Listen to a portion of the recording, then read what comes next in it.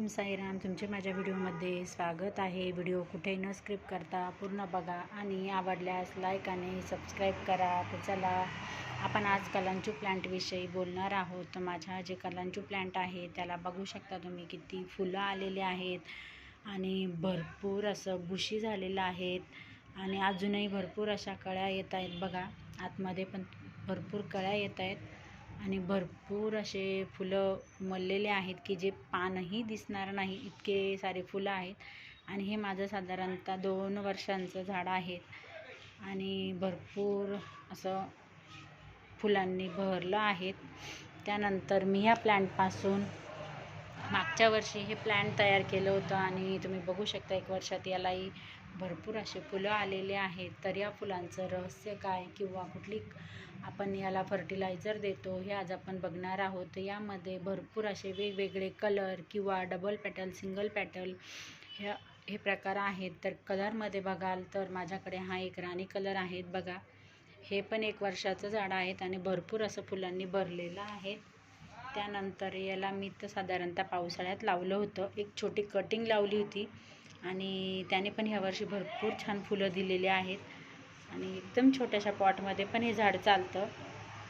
खूप मोठी कुंडी घ्यायची पण गरज नाही आहे. जेव्हा झाडाची साईज वाढेल तेव्हा साधारणतः तुम्ही एवढी अशी मोठी कुंडी घेऊ शकता. त्यानंतर तुम्ही याला माती कशी वापरणार, तर यामध्ये ड्रेनेजचं प्रमाण जास्त पाहिजे, म्हणजे पाणी जास्त साचलं नाही पाहिजे. त्यासाठी वाळूचे प्रमाण तुम्ही जास्त घ्या, गार्डन सॉईल.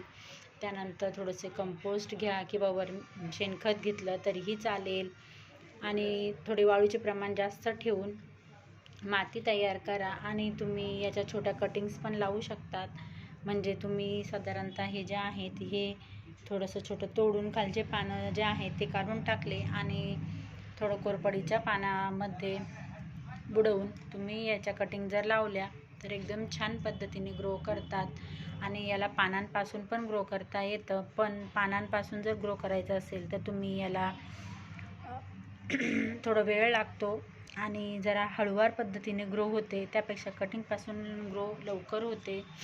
आणि एवढ्या फुलांचं जर रहस्य म्हणाल तर याला तुम्ही 4 तास साधारणतः सूर्यप्रकाश मिळेल अशा ठिकाणी ठेवा. पाण्याचे प्रमाण हे गरजेपुरते ठेवा, म्हणजे जी माती जी आहे ती सुकली तरच पाणी द्या. थंडीमध्ये दिवसाआड पाणी दिले तरीही चालेल.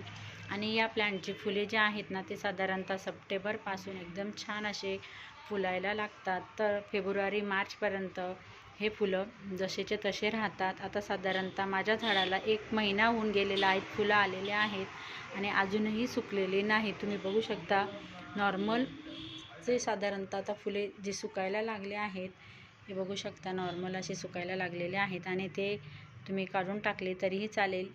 आणि साधारणतः हे फुलं महिनाभर एकदम सुंदर पद्धतीने प्लॅन्टवर राहतात. आणि तुम्ही बघा, आपलं प्लॅन्ट एकदम सुंदर दिसतं आहे. जर तुम्हाला हे कलांचू प्लॅन्ट लावायचे असेल तर तुम्ही तुमच्या गार्डनमध्ये नक्की लावू शकता.